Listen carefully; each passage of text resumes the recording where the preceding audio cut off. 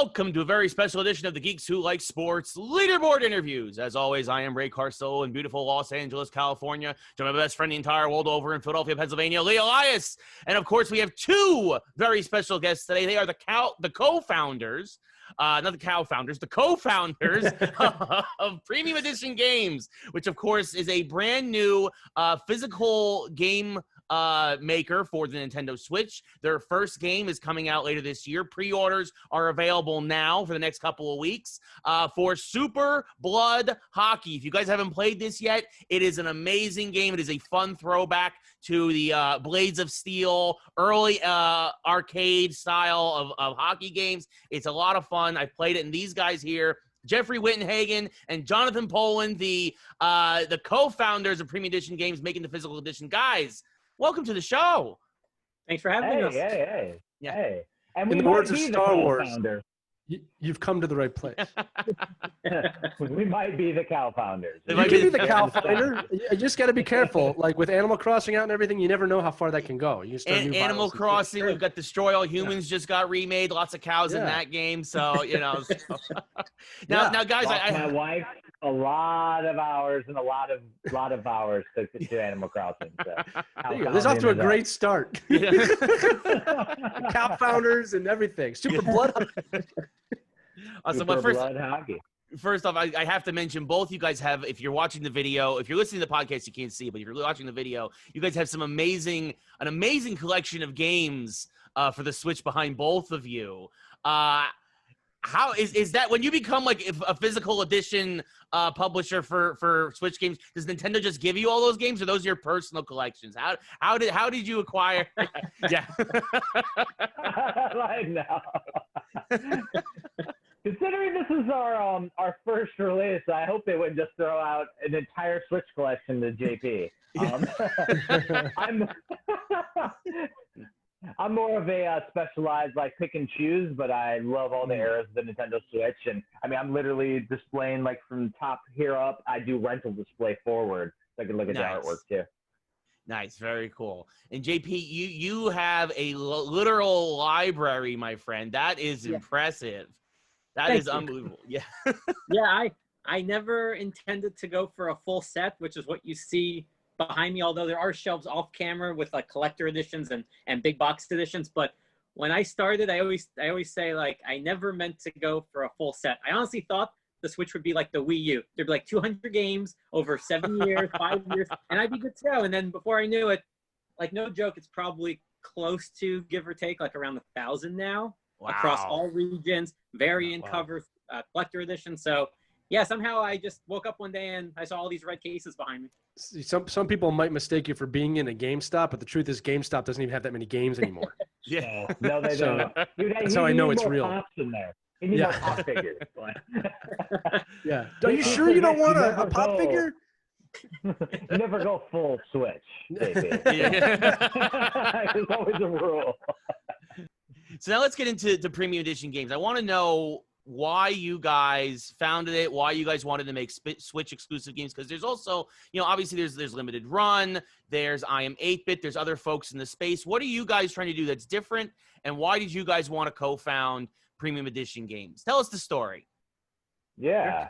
So first off is the dream of every kid growing up in the 80s is to make Nintendo games. Like, that was the dream. Yeah. So, like, you could ask my brother, my sister, everybody. They're like, what was Jeff gonna do? He's going to make Nintendo games. Like, that was what it was. Like, so, like, when the opportunity presented itself and when JP and I first linked up, that was our first thing years ago. Is like, yeah, we're gonna publish Switch games. Like, that's going to happen. And Switch, as I alluded to, is the, like, classic where we have all the different generations, all the way from Atari all the way to the modern, mishmatched all over the place. And, like, we get a really cool era with all these indie developers coming through, and the eShop is, like, has more than JP's collection on it. And it's just insanity. And so when we got together, though, like, we were like, hey, we need to do this. But of course, everybody talks about that. So using my connections as running a publishing company for the last 6 years, as the Examiner built into that, I had connections and was able to finally get through to Nintendo, and that's where JP and I now let him take over. Yeah. So, I mean, Jeff's absolutely right. I mean, one of the dreams is always to make video games or help publish video games. And for me, like my journey with the Switch started back, at the midnight launch when I waited in line at Best Buy. I bought my system. And then I was a casual collector. And it was funny because fast forward a few months, into October 2017, I saw an ad for Facebook that said, "Do you want to join a Nintendo Switch review site?" And I said, "Okay, I'm liking the Switch. It's fun. I've never been part of a video game community before. I thought it'd be interesting to do reviews." So I reached out to the site owner, and I quickly changed from doing reviews to doing interviews and doing their social media. So I started interviewing developers and publishers and other YouTubers and just people in the industry. And little by little, I'm starting to connect with people, build relationships, collecting even more heavily than I thought I ever would, to the point where I started my own channel. So that's JP Switch Mania. I do all the new stuff. I let people know about physical releases. And then that's where Jeff and I, at that time connected. We started talking about the Switch Collector book, wanting to document the whole history of the Switch year by year. And, I started building relationships with limited runs, super rare games, special reserve, all of those companies. And I said, I love what they're doing. And you see so many games on the eShop that are just trapped in a prison in a sense, where they just don't have a physical for one reason or another. So when, Jeff proposed the idea, I said, let's try it. I mean, now's the time. There's a lot of companies out there, but at the same time, there's a lot of games. And for us, we'll go into it later. We're not trying to do release after release after release. It's a very slow roll, but there's just so many great developers and companies out there that we said, let's take a shot. Let's help bring these games physically and preserve them, because, we both grew up with cartridges in our hand and physical media. And then we just kind of blossomed from there.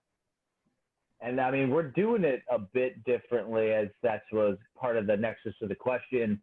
We're not trying to be the next limited run or another company. Like, we're paving our own path. We both, we're careers too. We're keeping this a fun hobby, which is going to be difficult because, like, there's so many passionate developers out there, and like, we want to publish all of the things. But we also are both seasoned gamers, where we know what we like, we know what others like, and we're literally putting out what we feel are like the cream of the crop as we put out all of our titles. But as JP said, we're going slow. So most companies that you're going to see out there, like, you have the classic where I have 18 titles on, pre-order for this company, or we're launching, this company launches 3 titles at the same time. We're trying to do one at a time, give each developer a lot of attention. We're going, hand in hand with the developers, working with them. And when we're developing things, including our deluxe editions, which we're going to start with our second release, we're bringing back strategy guides. And I already have approval from Nintendo. And since I already run a book publishing company producing books at like a very high quality, we're going to be doing super high quality strategy guides. But because we're with the developers, we're going to have like what I call the threefold, which is the game, the guide, the legacy. And so, like, we're going to be with the developers talking about the entire history of the franchise, the game development, the other pieces of the pie, as well as the strategy guide, which one of my authors is a known speedrunner in the community as well. And then the legacy, and there's like a bunch of fan aspects and everything, like, especially with some of these games that are coming out there, already have a strong community, and we'll be able to encompass all of that as a big piece of history on top of a classic strategy guide. What I love about what you guys are doing, and Ray and I have spoken many times on the show about the death of the physical game for the download side of it. And we've both spoken about how the physical buying of a game will become much more niche in the future. It will be something that's a little more limited or special, or a trophy almost in a lot of senses. And I love what you guys are doing, again, with the slow release, because it lets you dive deep, as you just said, into the community surrounding a game, which I think is really important and really forgotten in the area that you guys operate. The other thing for the listeners at home, they're not kidding about this. So if you go to their website, you can see they've done interviews with Lauren Lemke, who's the developer of the game. They did an interview with the composer of the game, Sean Daly. And by the way, the music in this game is highly addictive. Oh yeah. I was dreaming it last night. It was in my dream last night. That's not a joke. But I love it because you're bringing together these things. You're making it something special. You're making it niche or niche, depending on how you say that word. We argue about that all the time. And it's again, yeah, right. It becomes something that's not exactly a collector's item, but it's a fully immersive package, like you said, with a lot of extra stuff that you would feel comfortable investing your money in, which is, again, if it's going to succeed, this is the way it's going to succeed. And I think that that's just a phenomenal approach that you guys are taking. Again, I love the little details that go into this. And again, if you go check out everything that they're doing on Premium Edition, you can see this stuff, that there's a clear dedication to the game, to the game's founders, the creators, and the community, which is obviously something we're very big on here. Yeah. Well, and the interesting piece is that, like you mentioned, Sean Daly, the musician, did the soundtrack. Well, if we didn't interview him, we wouldn't have realized that, that's his hobby. He's really a comic book artist, and he's the one who did our cover for our case. And we're like, and so we talked to the digital publisher who has Digerati, who has their own, and we're like, oh, we'll use that in the manual, but we want to go with Sean's. He's a comic book artist that does an awesome Samurai Grandpa series. Like, this stuff is like legendary. And then you hear the passion behind what he does, and it's like, it's so cool. And one thing you were mentioning with the physical, which I really love, is that, you mentioned the whole digital is going to be the death of physical. Well, the opposite also we see with all of these different legalities and all these different licenses with different things. And if, say, something happened and they had to pull games off of a eShop, if you don't have a physical, you can't play the game anymore. So that, to us, it's always like, that's that preservation, we call it the argument of physical, is that, we have games that could go away and no longer be playable if we don't have them on a physical cartridge to pop in. You don't have ownership of it. Right. And exactly as you said, like I said, there is a place for physical games in the world, right? But it's got to be done the right way. And I think, again, it's value added. That's the way I always look at it. I'm a business person myself. It's all about adding value for the consumer, for the customer. And you are clearly doing that. And that's one of the reasons that we love this conversation today, especially with a game like Super Blood Hockey, something that I love. I'm a big hockey guy. But, again, you're adding that value. And that's a key component here to making this work. Now, one thing. So, JP, should I spoil something live at first scene? I always worry, JP, when I do this stuff. So are you guys tracking, we have a bunch of different items that go into our premium editions, right? Did you guys notice that we posted like a special challenge card? Yes, I saw you mention that. Yeah. What exactly is this special the number card, trading card? Right? And Yes. So I happen to, as I got them in yesterday, happen to have a Super Blood Hockey. Oh, number one. So that's awesome. I got these as a demo to check out. Now on the back of this, and I will cover the applicable part, is a challenge. Look at that. And so the challenge, this will literally be in the game. And the challenge on this card is given to us by the developer, Loren Lemke, and it says to do a specific thing.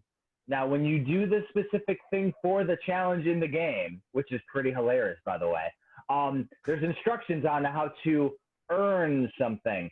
So do you remember back in the Atari 2600 era, they used to do Activision patches? Very vaguely, yes. Basically, in the box, say River Raid, right? There would be a card in there that would say, hey, if you get this amount of points, mail it in. Right. Challenge card. If you do the challenge, follow the instructions, we have patches we will mail to the gamers for free into the mail. The instructions, of course, being business, the instructions have you post it to social media so more people find out about the game. It's a win. Yeah. That's and awesome. They get a patch. And this will be in the game. So they have to open the game to see what the challenge is. No, I love that. And the instructions are take a picture of it. You have to take a picture of the card. That's phenomenal. That's an exclusive for you guys. That's how you build community, man. That's brilliant. Yeah. That is a great way to get people to interact on a whole new level with a product like that. And like you said, and then it just spreads the word, man. That's awesome. That's fantastic. Spreads the word. And so like River Raid, they were called the River Raiders. We're gonna Right. call this one the Death Bringers. There's like so much death and destruction on Love the it. we have the bloodiest Nintendo Switch cover. Yeah. Assuming Yeah. Nintendo doesn't make us sanitize it. Yeah. So for those of you listening at home who haven't seen the cover yet, basically it's a little hockey player destroying a big hockey player, and there's just so much unnecessary blood around the rink that you don't know how it got there. Some of it's old, some of it's new. I'm looking at it right now. There's some on the boards. It looks like the glass is cracked. Somebody probably died there. But for those of you who don't die in this game, we're going to talk about the game in a bit. There's a Yes. lot about Yeah. this game. It's not just playing ice hockey. We'll talk about that later. No. No, I was gonna say, yeah. There's this. The hockey is almost an afterthought too, especially if you play franchise like me, where like you have to, like Lee mentioned, basically you literally pull the plug on some of your players if they get into such bad shape. I mean, my favorite Ray, thing. Yeah, brain damage. I mean, it's the right thing to do. I mean, yeah, when your brain gets so damaged so much and you have a badly lacerated testicle, it just might be the end for you. I'm sorry. Like, Gotta get out. You know, it's a great game when they preface in the coach notes, like, don't worry about throwing your players in the dumpster when you're done with them. Yeah. yeah, exactly. And if you look, there's actually a little dumpster outside your practice, like your practice facility, your bunker or whatever. Like, Go out the back door. It's there. yes, it's unbelievable. Well, It's like, JP did want to say something. I didn't want to just move on. JP, you did have something you wanted to say a few minutes Oh ago. no, it was about the card. I wasn't sure if Jeff was gonna actually. Oh, show it. beautiful. Well, you Oh, guys are. yeah. You guys, yes, it's like me and Lee, where you guys are perfect, fantastic. Jeff, you wasted the good eyebrow raise on that. You should have I said. know, right? I've been practicing. Man. So again, this is your guys' first game. What made you want to go with Super Blood Hockey specifically as your first game? I mean, obviously, it's a fun game. It's a great game. Again, we're gonna get into it shortly. But why that game? Why reach out to Lauren and and all that and stuff? Trying to why make this your first game to debut with Premium Edition games? So this one was a crazy one. I know JP has a different story than mine too, which is awesome because we both kind of came around to Super Blood Hockey at the same time, which was odd. We were reaching out to the digital publisher Digerati, and we were looking into a couple games in their library. Of course, Super Blood Hockey was on there, but we're like, there's no way in hell. That's a long shot. There's no way that that's not already tied up into something. And I remember like last year, that stuff was viral when it first was launched. Everyone's like, oh my God, it's so gory. It's so fun. Like, it's ridiculous. And the whole franchise mode is basically a hockey RPG. And it's like, oh my gosh, like, this is amazing. There's no way. And like the JP, like, circled back around to it as well. And it was like, go ahead, JP. Yeah, no, we circled back around, and it just happened to be that the game was kind of tied up with another company. Well, we won't say who, but it just it didn't work out so much. So, they presented it to us as an opportunity that we could produce it physically, and we jumped at it because, it was a game we were familiar with. We liked it a lot. And when they said, Super Blood Hockey is available, we said, let's talk. I mean, let's see if we can make this happen because it's first of all, it's literally one of the first hockey physical games on the Switch. I don't know how familiar you are with like international games, but there is a kid 3-in-1 sports collection in Europe that has like a kid version of hockey, like very simple. But there's no solo hockey game. There's no EA NHL. There's nothing like that. Yeah. So to us, it's like, wow, our first physical game, the first physical hockey game on the Switch. And the developer is great. Lauren's great. Sean is great. Digerati, they're very passionate about this game. And that's what we look for. That's what Jeff mentioned, is that we don't want to just release a game. We want the community to be involved. We want the developer, and if there's a publisher, to be involved because, it's their baby in a sense. And we're just happy that we get to give it new life and bring it in front of people that may have missed it when it released digitally originally. Yeah. It's not often you get a second release date, something like this. Right. And again, I do want to talk about the game real quick because we're kind of segueing this way. The game is unbelievable. And like you said, and Ray alluded to this too, it isn't like an RPG hockey game when you do the franchise mode. There's so much unexpected things. I would go as far to say that if you're a hockey, I'm a huge hockey person. It really is my life in a lot of ways. You and me both. Outside of my family, yeah. All right. And, the NHL series with EA has been struggling for years. Everybody knows that. This was such a breath of fresh air when you play the franchise mode, because it's equally as funny as it is silly, as it is serious. Like when you get in the games, especially when you're playing like certain countries or it's a close game. Like Ray and I both played North Korea last night. Like we didn't want to lose that game. Yeah. Right? You were texting each other like, we can't lose this game. Neither one of us lost, by the way. I won 2-1. He won 4-1. So yeah, it was 5-1. 5-1. We don't give them any breaks here, Ray. Yeah. All right. I texted Ray a picture. I texted Ray a picture at the end of the score. It just said, F North Korea.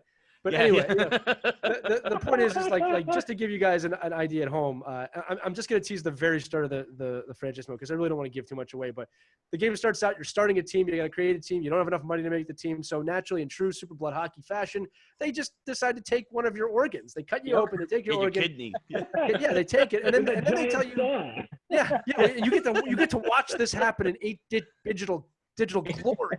All right. And then you find out you're in a prison and you get to make your players out of prison inmates. And there's different tasks that you have to do. And you have to maintain a budget. You have to maintain food and make sure these players are well kept. Again, brain damage is a big part of the game. Exercise, staying clean is part of the game. I mean, it's immersive, it's fun, and it's hilariously silly. And again, the key point is extremely competitive once you get into the gameplay. Oh, yeah. I don't know many games where usually silly games are silly, right? This is a game where you get that competitive aspect to it, and it's a lot of fun. And again, yes, you get to create your own team, you get to pick your own players, you get to pick your own team name, and you get to have your kidney harvested, probably legally. Not gonna lie, right? And then, oh yeah, by the way, and your players can die. Yeah, like Oregon Trail deaths. Like your player has died of dysentery. All right, it's not in the game. I love this game. I mean, and again, as you said, JP, like I got it when it came out originally because there was no hockey on the Switch and I needed to play something. If I had to describe it, we were talking about this on the Facebook page last night a bit, but it's definitely Nintendo's ice hockey mixed with Blades of Steel, mixed with real hockey. That is exactly what it feels like, but for obviously a 2020 time period. With Mutant League. If you're a hockey fan, it is a must pick up game for both the nostalgia, the fun, and don't play it with your kids under the age of 6. Well, see, there is a blood level. Like you can have none. So, if your kids walk by, it just looks like a hockey. But JP, can you have none in this game? Really? No, you can. I actually moved it up to excessive. And then I did one of the challenges, which I believe was 12 on 12. I've never seen so much blood on the screen. I mean, it was at one point I'm like, I don't know where the puck is anymore. There's just blood everywhere, and you just don't want to be the guy with the puck. Like they're all chasing you, and you're just like, it's a bloodbath, and it's fantastic. Speaking of blood, I should mention the way power plays kind of work in this game is you get in a fight, and the loser stays on the ice bleeding for a few minutes. Yeah. So you get a power play in the game. And my favorite is then when the Zamboni comes around between periods, they just kind of get moved to like the corner or against the boards or whatever. And if there's really bad, they're there the rest of the game. They're just sitting there. And just so everybody knows that's listening, okay, you can get most of this out of the trailer. That's just a little bit of a taste of what it is. All right, and we will be announcing a giveaway at some point of this episode, so make sure you listen to it because we have a few copies of the games that we're going to share. We have a few codes, right? Yeah. So. But this game is special. If you're a hockey fan, I'm going to say this again. This is a must pick up if you have a Switch. It is hilariously silly and competitive. I've never been able to say those 3 words together outside of watching most of Philadelphia sports for my entire life. Oh my goodness.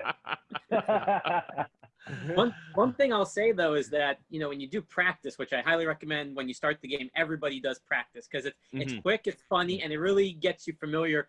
Because even though it's arcade hockey, there is a science behind it. And there's a lot of tactics. Like they tell you up front, the coach is like, it's going to be hard. And if you're not good, you suck. Like you're going to have to practice. And it's true. You're not just going to go up to the goalie and score. I mean, you could try maybe 1 out of 100 times, you'll score just doing that. But I mean, there's a lot of strategy behind it. And what's great is at the end of the matches, you see the statistics and it's like the goalie blocked 95% of the shots, 97. Yeah. I mean, it's insane. Like, it's not easy. Yeah. No, it's not easy, but it's so rewarding when you do score. Well, yes. I'll tell you this: that 5-1 game I had against North Korea, that's easy the biggest blowout I've ever had. These games are almost always 1-goal games. Typically go to overtime. There's a drift to the player. I think one of the cool things about it too is that I'm going to compare it to like the NHL series, which is in one way praise and one way not for NHL. But One of the things that's tough about EA for me is that, I played hockey my whole life, and it just doesn't feel right. The artificial intelligence does not feel right. It just never feels right. And one of the nice things about Super Blood Hockey is you mentally push all that aside because it's not that type of game. Right. It's just fun. And there is actually it's minor, but there's actually some hockey strategy in this game. Like, you've got to pass. And you've got to position your players the right way. Try and get the one-timers and whatnot. Right? Yeah. And here's one of the things I like about the game. And anybody who plays NHL knows this to be a problem. It passes the puck in Super Blood Hockey to the player I want it to go to when I pass the puck. Every time. In NHL, I'll be like, all right, headman the puck to the guy at the blue line, and I pass it back to my own goalie. Yeah, every time it's ever missed a pass. Yeah, it's and the goalie AI in Super Blood Hockey, I think, is better too. Don't tell EA the secret. Whatever it is, it's yours. Own that, guys. Yeah. It's putting in care into their AI.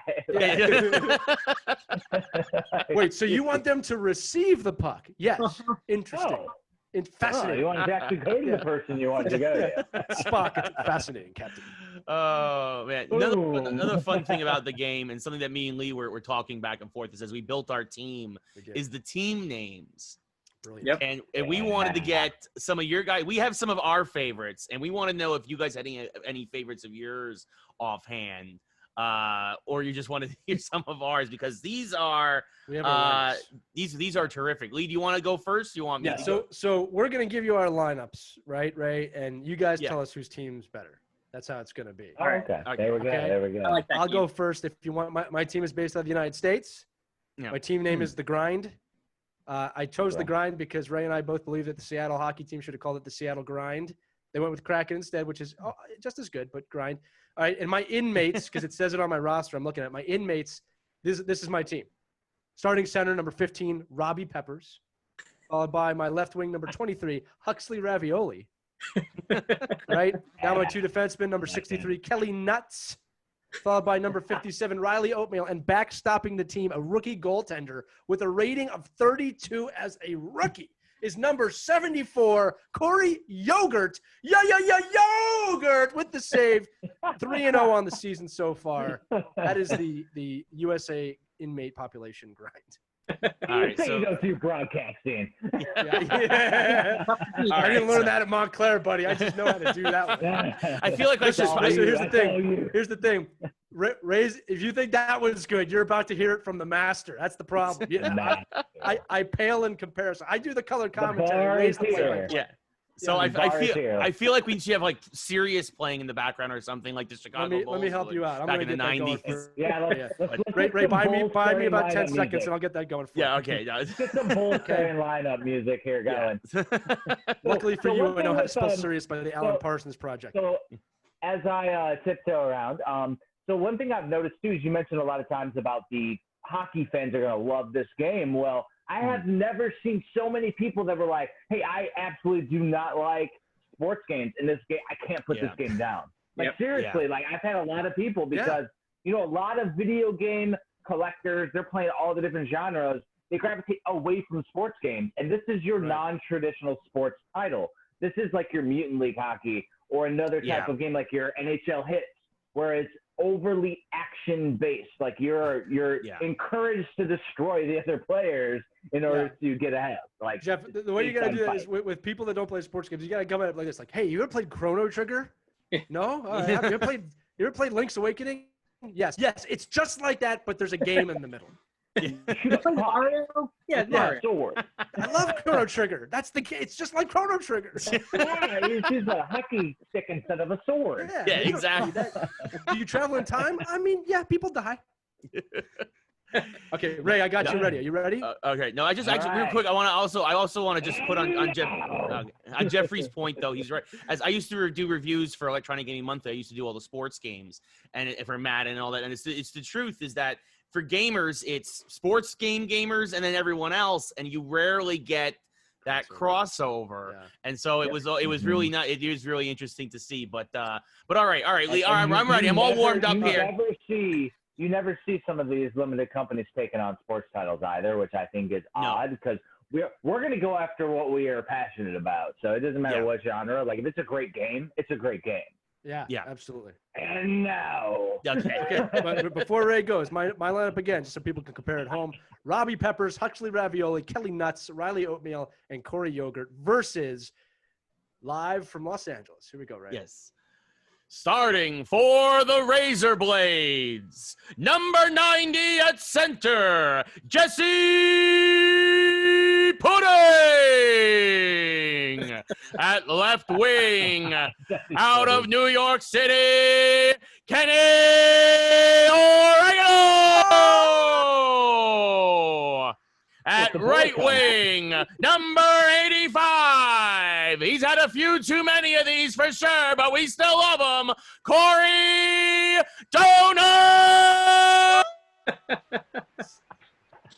And at defense, number 00, Jarvie Gravy. And backstopping the Razor Blades tonight, Wombly Molasses. Every time I hear this song, I go, and from North Carolina, Michael Jordan. Anyway, that was Ray, you know. Chicago Bulls. Yeah. World champion. Wow, Ray, you blew it out of the water. Okay, now for the people that couldn't understand you, just say them again real quick. Oh yeah. I should let me put the book. All food puns. All food puns, yeah. So Jesse Pudding, Corey Donuts, Kenny Oregano, which would also double as my porn name, Jarvie Gravy, and yes, exactly. That's why it sounds exactly like Kenny Omega, exactly. And Wombly Molasses in net. Yeah, Bullet Club. There you go. Another wrestling fan. That's actually a Kenny Omega shirt. That's wow. Oh man, little V trigger action here. One-winged angel all day. Yeah, exactly. All video game references. Oh, yeah. Also, yeah. Side note, they're definitely dropping the belts this weekend in AEW, by the way. Absolutely. They got No, I mean, no way FTR's like, was Hangman's out of the elite? Oh, yeah, we're good. Yeah, no, exactly. It's a time for a true tag team to have the tag team belts. Anyway, sorry about that, Russ. Omega needs to go back to the cleaner and start kicking people's butts. Well, that's what I'm saying. He's got to put back into singles action. It's like, and finally, anyway, so we went on a wrestling tangent here. Like, you know. That's what happens here. Omega likes hockey. Let's segue back. Yeah, there you go. Actually, a lot of AEW guys do. Chris Jericho, of course, is the son of a former New York Ranger, who I'm a huge fan of, obviously with the blanket in the background. So, so obviously there's a lot of hockey connections to wrestling, so it's not too far off the tangent. But yes, so guys, all right, so back on track here. Who's got the better lineup, me or Lee? I go with Ray. Sorry, Lee. Well, guys, it was a great episode. Have a good night. Right? No, it's fine. I went 14-1 on my way to my season 1 championship, so I was very happy about that. I just like the Kenny Oregano and Kelly Nuts star in Super Blood Hockey. That's rated R. No, I told you Ray was going to blow it out of the water. I wasn't wrong. Oh yeah. So what we'll do is, like, from my perspective, we can disqualify Ray for having too many food puns and have Lee win. So we bring it to a tie that has to be decided upon by your fans. See? Oh, there we go. There we go. Actually, this would be perfect. So everybody who's listening, everybody in the Facebook group on Twitter, let us know. Comment below who has the better lineup. We'll put it out in print as well, so you guys can read it. Because obviously, like Lee said, wrestling controversy. It's all work. There it is. Exactly. Corey Yogurt, 2020. Corey, a vote for Corey Yogurt is a vote for freedom. Yogurt and Nuts, 2020. Yogurt and Nuts. I mean that does sound better than oregano and donuts, but yeah, I mean, like yogurt, nuts, and oatmeal. I mean, of course, my team was called the Death Bringers because I had to bring it around to the actual patch challenge. Yes. There you go. Oh, nice. Yeah. What about you, JP? What was your team name? Very original, the Switch Maniacs. Oh, there you go. It counts. Well, keep it staying on brand. That's nothing wrong with it. We're not winning at all, but I like my team. They're expendable. Yeah. They're all expendable. That's the beautiful thing. They're all expendable. Yeah. So just so everybody knows, in the game, there's like a book of the fallen that catalogs all of the players that have done next to your stats contributions. It's so fun, people. You have to try this game. Yeah. Oh, So goodness. did you guys play and beat any of the challenges that were in the challenge mode? Because that's when the ridiculousness ensues. No, I haven't done. I admit I haven't done Oh. challenge mode yet. Tell us about it. So Yeah. so JP alluded to it. There's actually a 12-on-12 challenge where you have to beat it in 12-on-12 mode. There's one where you have to beat it where you're at 4 to 8 deficit. So you have to go versus 8 people. But when you beat these challenges, it unlocks more options. So you have like the blood to make it excessive unlocked. Well, they have puck elasticity where it makes the puck go zooming across the screen like hyper, and it actually knocks out all the players, and it continues to ping pong all over the screen. You shoot it once. Another one unlocks player speed, so you can literally have excessive blood, crazy puck elasticity, and player speed, where everything's going 100 miles an hour, and then you throw it in the 12-on-12 mode and just watch the chaos go. Oh, man. Do you mean to tell me that I've had this game for a year and I've just been enjoying it in a regular way? Yep. Because I'm not kidding. I played it. Ray knows that I played this game quite a bit. I had no idea. Jeez.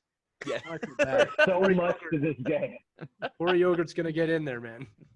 You're going to have Corey Yogurt get it at high-speed mode now. And, of course, my simulation instincts took over, and I'm just like, franchise. I have to win the championship every season. Every season I have to win the franchise. I have to win the Always win.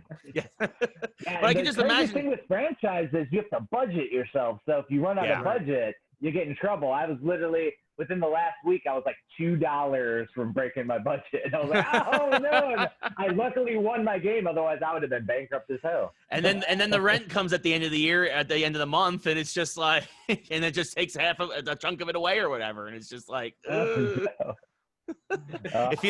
feels like renting an apartment in LA. You just watch go whoop, your bank account. Can always come to Philly, Ray. Yeah, I'll pay stay me your rent. That doesn't sound very good. Moving on. Took a turn. Yeah, this doesn't sound like a fair option for me. Yeah, no. So I mean, obviously, yeah, the game is absolutely terrific. You know, we've talked a lot. I also want to get some thoughts from you guys on some new stuff. You mentioned earlier, and I want to get back around about this, about the permanence of physical games compared to online. Nintendo announced something today that was very interesting, which is their Super Mario Brothers, in honor of their 35th anniversary, Super Mario Brothers 35, which is, if similar to Tetris 99, if you play Tetris 99, it's, you go in and it's you trying to make runs on Mario, coinciding with 34 other players. But what they announced was that it's only going to be available for 6 months, and then they're pulling the plug on it. Yep. So what are your guys' thoughts on this? Obviously, it is a good promotion, obviously, for Nintendo. But again, it goes back to what we were talking about, is that like the lack of permanence with a lot of these digital modes, and just want to get your thoughts on some of the news of the day as we're talking here. I mean, it's a crazy experience, because like literally those that happen to have a Switch, which there's a lot of people now because it's overtaken the NES and Super Nintendo at this point. But there's a lot, but those that play the game during this time frame and compete are going to have a time-specific experience that they'll never be able to replicate beyond the time it's available. And that's unfortunate, because then later on, people will be like, oh, I really wanted to play that. There's plenty of games over the years. For example, on old Xbox Live, there was 1 versus 100, which was a really fun game you could play live.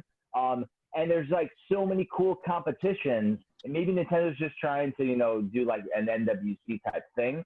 But literally, it's going to be lost to an experience that nobody else can have after it's done.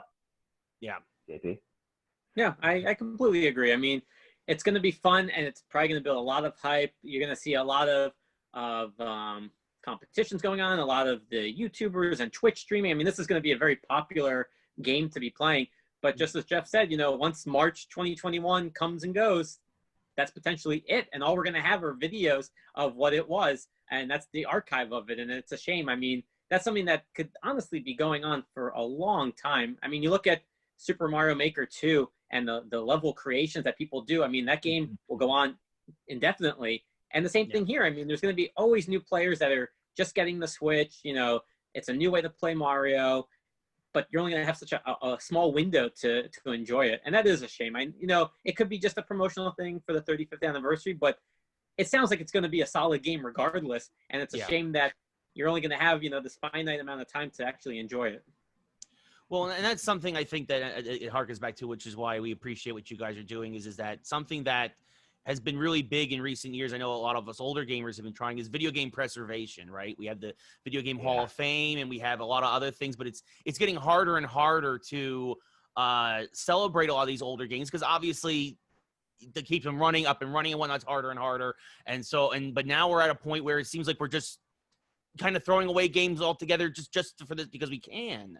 And I don't think that this is why I really appreciate what you guys are doing, where it's like you're making a physical thing that somebody can hold on to, as long as they have the system, as long as they have the cartridge, that they can keep going forward. And I think that I just wanted to take this moment to just kind of say that again, we appreciate what you guys are doing, and that video game preservation is a big thing that's near and dear to our hearts, and that we appreciate whenever anybody comes out with a physical edition of a digital only game, as the industry does seem to be going more and more that route. Right. I will say No, sorry. I was going to say, one thing that I always hear in the community, and I agree with, is the complete on-cart experience. So you want to have every single download, every single patch, every single update on the cart. And that's what we are going to aim for with every one of our releases. So, one that's coming out that we announced for next year is a robot named Fight. The developer is putting out a big update, and we're waiting for that to be done so we can include it on the cart. And that's one of the things that, we wanted to focus on, is that with the developers, we're on their schedule. If they have updates, if they have revisions, take all the time you need, because by the time, we put it out, we want it to be as complete as possible. And that way, like you said, years down the road, you don't have to worry about, if the eShop's not available to download that latest update, we'll have everything on our cartridge. Yeah. And video game preservation piece, though, is obviously very near and dear to my heart, too, because, it started with just wanting to preserve it in print, because there was, I did the complete NES and complete SNES books where I was documenting every single game for all regions for the Nintendo Entertainment System and for the Super Nintendo. And I was one of the first ones to put all the art on there as well, with the box art and the screenshots. And those were the cool aspects, like the rental display. I love the art behind it.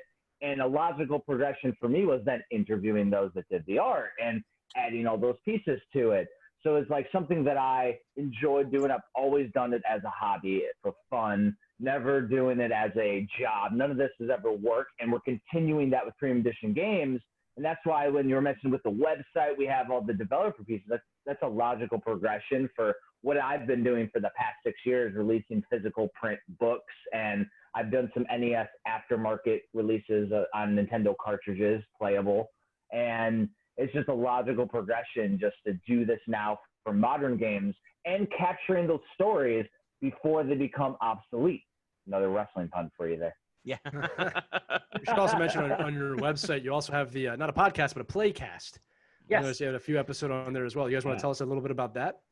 Sure. Yeah. So this is how Jeff and I really started with promoting the Switch Collector book. We decided to start a playcast about a year and a half ago.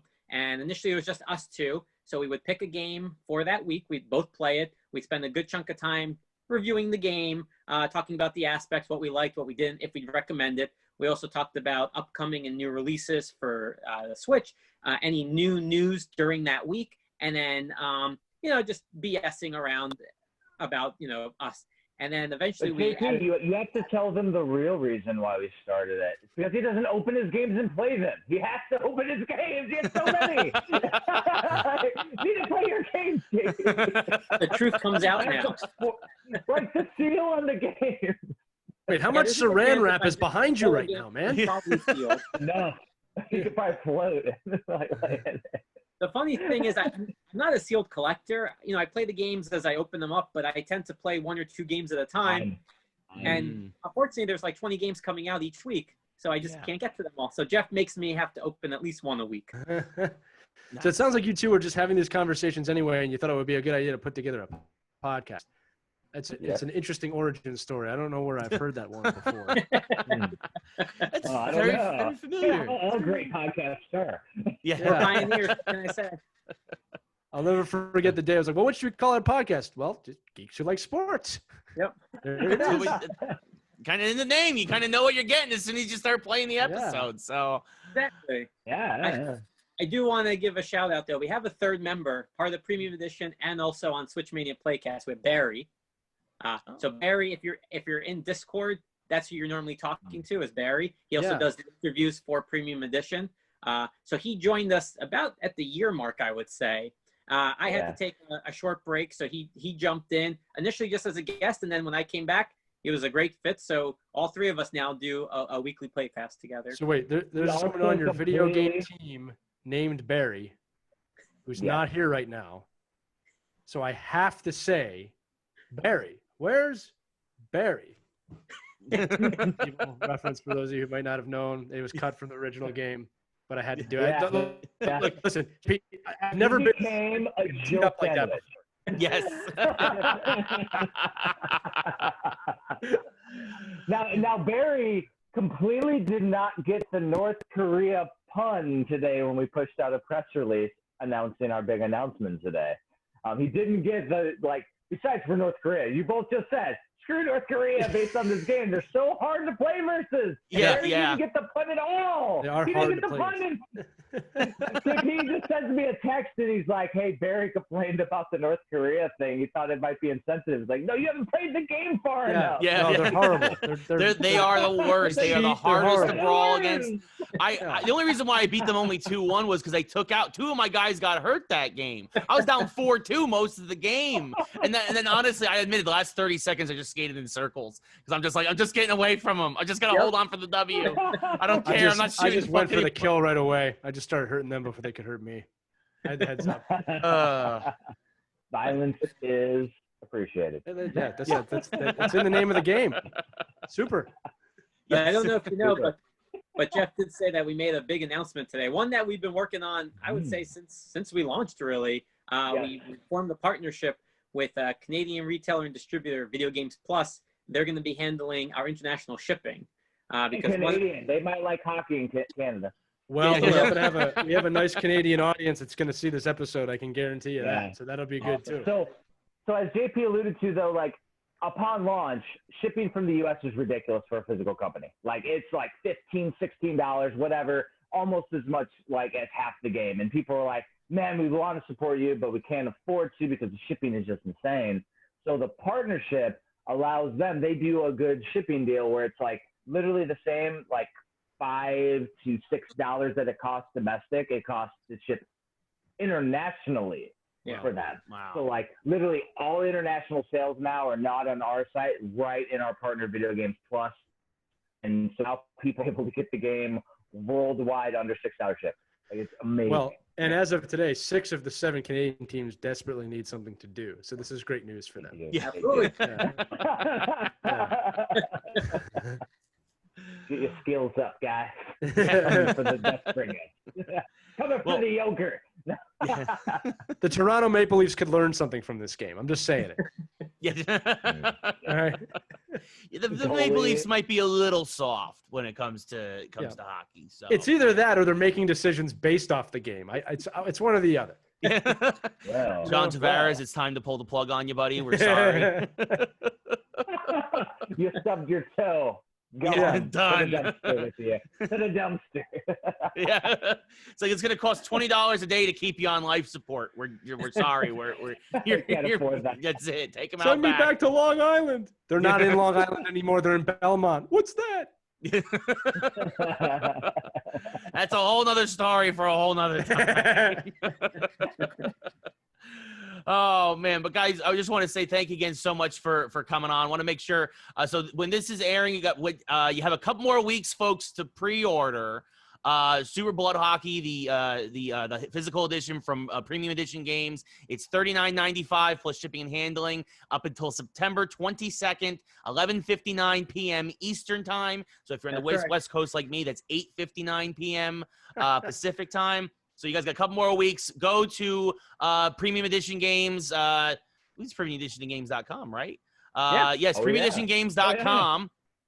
And go order your physical edition of Super Blood Hockey for the Switch, guys. It is totally worth it. Me and Lee have been playing this game regret it. nonstop. It is fantastic. Jeffrey, Jonathan, guys, thank you so much for coming on the show. We really, really appreciate you guys taking an hour out of your day and talking to us about this phenomenal game for the Switch. And we really appreciate and please next time you come out with some of the premium edition games, let us know. Come back on the show. You have an open invite. Oh, for sure. Thanks for having us. Thanks for having us. Yeah. Awesome. Thank you so much. So for Lee, I'm Ray. This has been the Geeks Who Like Sports Leaderboard interviews. Until next time, everybody, have a good night.